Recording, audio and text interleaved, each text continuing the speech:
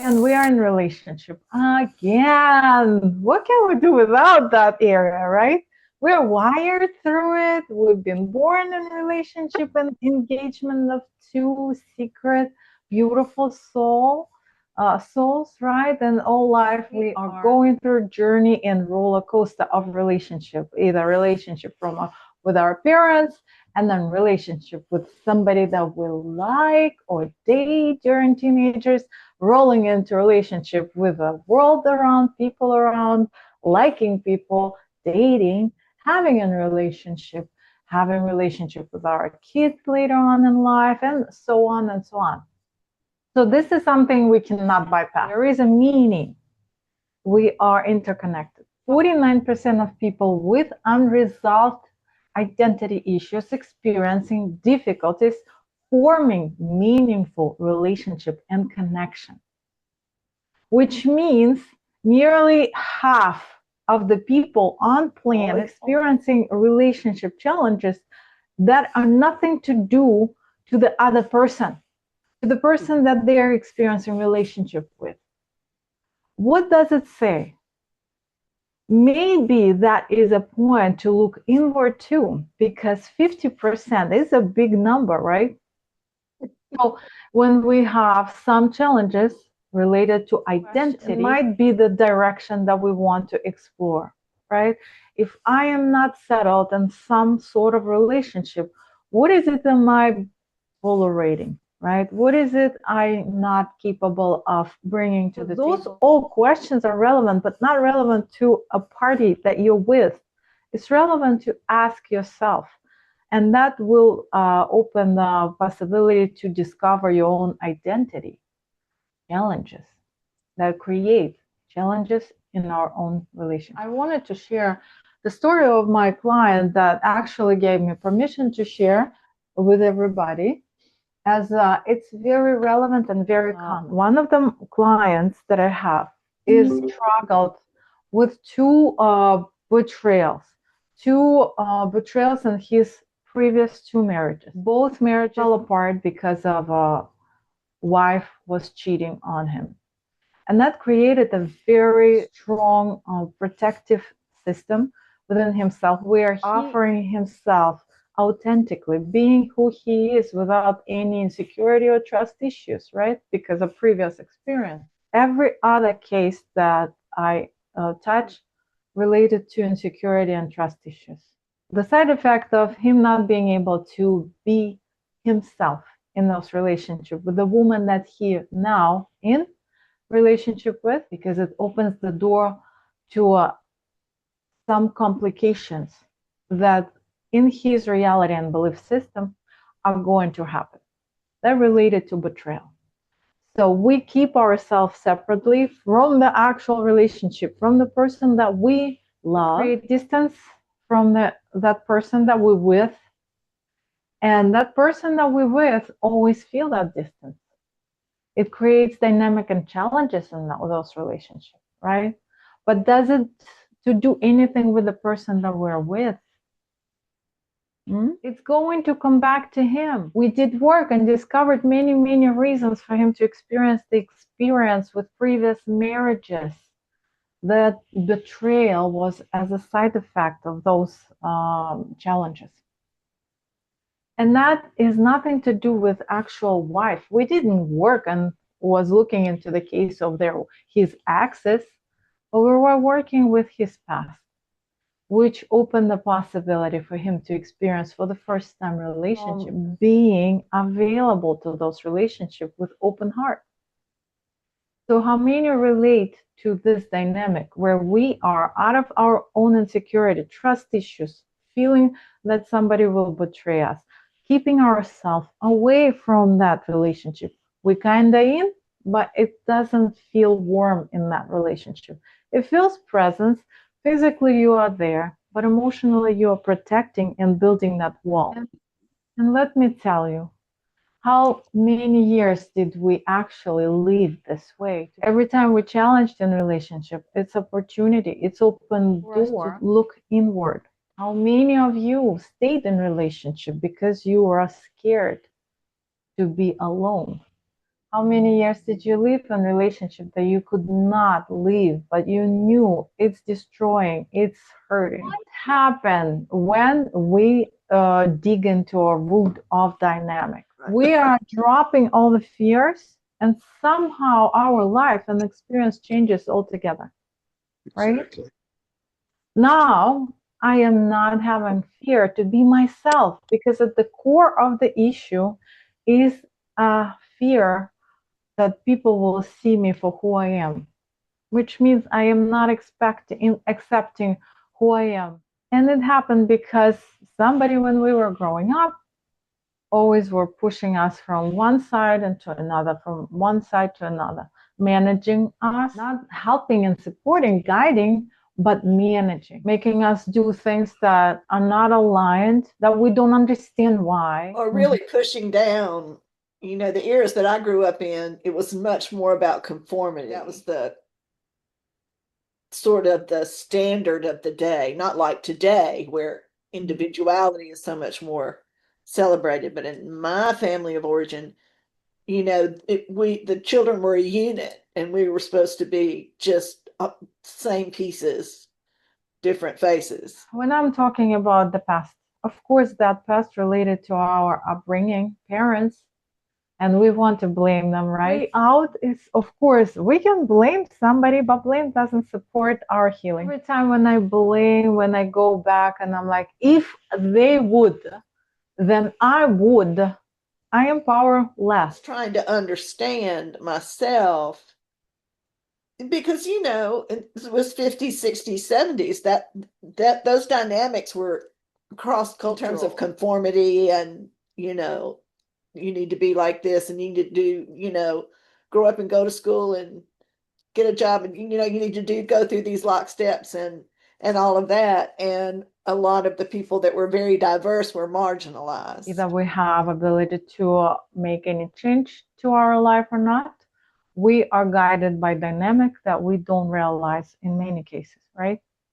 When we don't realize, there is no option for us to make change in our own life. We can battle against they got to do something, or because of, and something externally is taking. So we're powerless in those cases.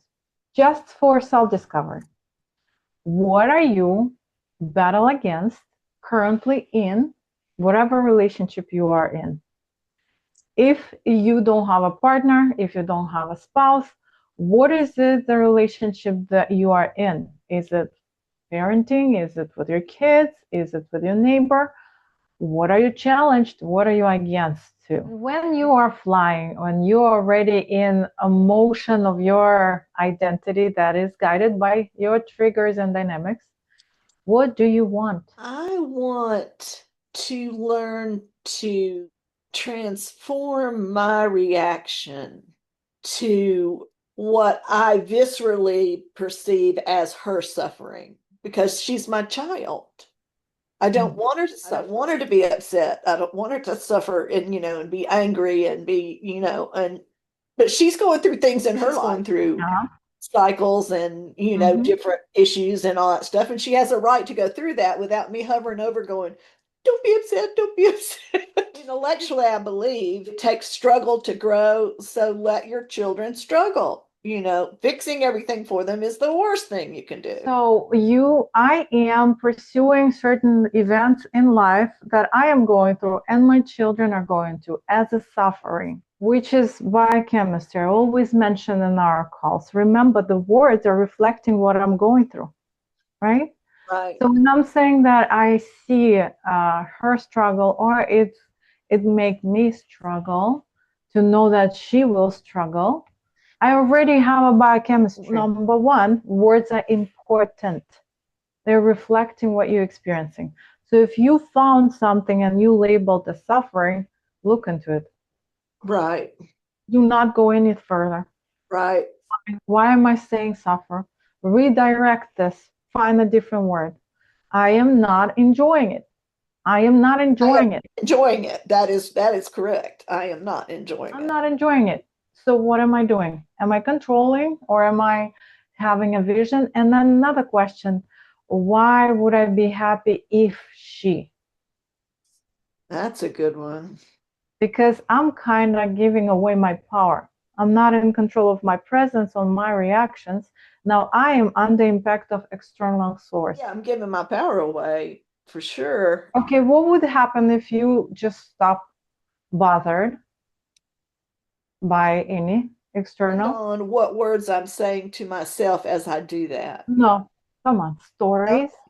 We have a lot of stories. Yes. Sometimes we want to drop a story. This is my story. And I'm telling myself that either somebody going to suffer or I'm going to be flying and suffer too. Drop the story. It gives me ability to step outside of dynamic, even for a little bit. Doesn't matter if an hour later I will go back into it. Right Right. now, I made a space for me to be here without being triggered. Label what I'm experiencing is important piece too. When I label what I'm experiencing, even if I am labeling it with something that is not good word, but at least I'm giving a space to it and I recognize I'm not pushing and rejecting my own feelings, which is in the core of dynamic, I'm rejecting myself in that feelings. When I'm saying it doesn't make me happy, I am irritated, I am frustrated, you're already labeling, you're giving a space to those feelings. Say it out loud helps you to ground in the present. You're recognizing what you're going through. It's an important piece in our healing. You can take it even further. You can find a place in your body where you're not experiencing it, the pleasure or where that discomfort seeks. This is really a key insight for me. It's not about her, it's about me. The most important relationship that we ever gonna have is relationship with ourselves and other people challenging us to make those relationship with ourselves even better. When I don't get what I want, well, sometimes I don't even know what I want. I want Exactly. attention. This is me. This is you, let's say. Right. And this is that other person. What do I want is important because all interaction where I'm challenged is about me wanting. Right. There is two people, do you see? Mm-hmm. How about this person? And they're like, hold on, but and you're like, mm-mm-mm-mm. There is a list that I want. What you want comes after. First, what I want.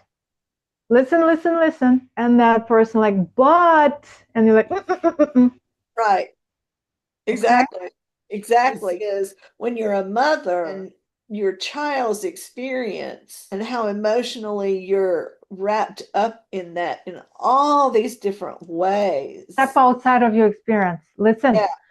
for all parents, step outside of your experience. Kids have a whole world molded and created. If we're trying to manage or help our kids without their asking us for that help, Right. That's we are right. interacting with something that we don't want to be bothered with, okay? Because you don't want anybody to come into your world and say, you gotta do this better or do Nobody. this. And I would, instead of that, do this. What happened when I want to snap on her, my reaction is because I'm triggered, right? But it's nothing to do with her or something else. It might be a deeper core. And in the relationship world, we are meant to be together to just trigger each other so we can better each other. I want her to be safe and I want her to feel Yeah. loved and I want her to have what she wants out of her Do life. a mini practice. I want you to see you are here, right? This is me. I am here. There is my kid next to me are my kids. Just see them next to you as a separate unit, right? As a separate human. If there is three of them, see all of three of them. And I want you to ask you a question. Whose business to manage your own life? Just mine. Yes. And how about your kids? Whose business to manage their life? It's theirs. It's theirs. No matter how old they will be, their life is their business. Up until a certain age, yes, I support, I guide, I teach, I parent. But at some point, which is around entering into teenager, I am just supporting. I'm not managing. I'm guiding. influencing. No controlling, no more pushing, no more saying what to do. Only guiding unless and only if you've been asked. Exactly. If they come to you for advice or help. Yes, any interaction between you and your kids going to be from that standpoint. And if it is from the standpoint of business, me, it's my corporation. The kids that are mine is their corporation. They have a household in that corporation, or a CEO, a VPO, whatever it is. If they're not good at it, guess what? They will learn this way to manage their business better. I'm here just to tell them my experience managing my own business, my own corporation. What works in my case, what doesn't.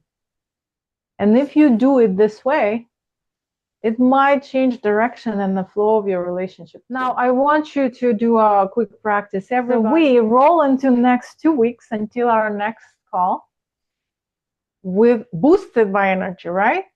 So for that matter, I want you just to imagine how you want to experience this 2 weeks.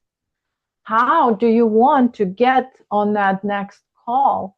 In what state of life you will be in 2 weeks? Because you're either going to be coding yourself to the point how you want to experience life, or somebody will do it for you. So imagine this is the day 2 weeks from now in the future. How many different things happen? We're rolling into May 12th. How do you want to experience that May 12th? What is this 2 weeks going to bring your way? What is the memory that you want to create? What pictures do you want to take on your cell phone? When do you want to create those memories? When do you want to call your family in and say, hey, let's celebrate Tuesday or maybe Thursday? Who cares? How do you want to create this 2 weeks to live through them? Because it's always up to us. If we want to experience life in better health 2 weeks from now, it's a choice. It's a choice.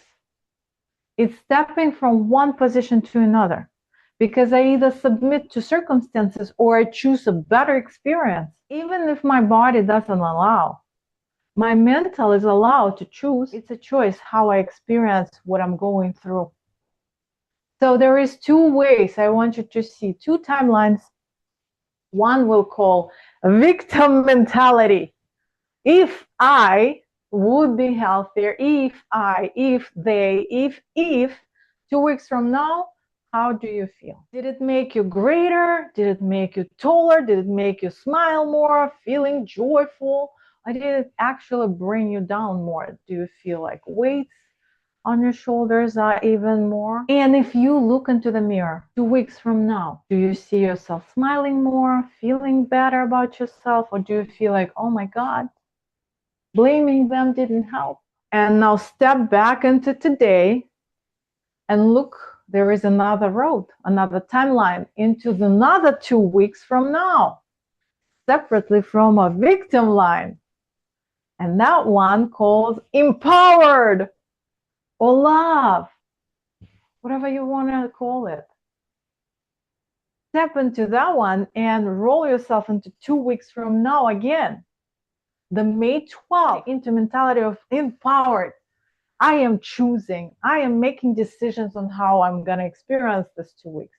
I am enjoying that dinner. I am calling in my family. I am saying compliments to people that are passing by. I am taking a picture on my cell phone that makes me feel joy. Jump with that joy. I am playing, I am dancing, I'm listening to music. Outside world doesn't matter. I'm choosing me. And I want you just to see those 2 options are always available. Go back into now. Those actions and choices available on every moment of our life. So make choice today. And next time I'll see you will be on May 12th. Aside from that, if you want to have one-on-one conversation and you never experience call with me, awareness, clarity in relation to your own life, make that booking, book that call, reach out. Don't submit to victim mentality into that 2 weeks. And aside from that, I want to thank you all for being here, for making that time. And if you have any feedback, questions, or concerns, please feel free to drop into the chat or open the mic. I'm just so grateful for the time. Thank you for allowing me the focus today.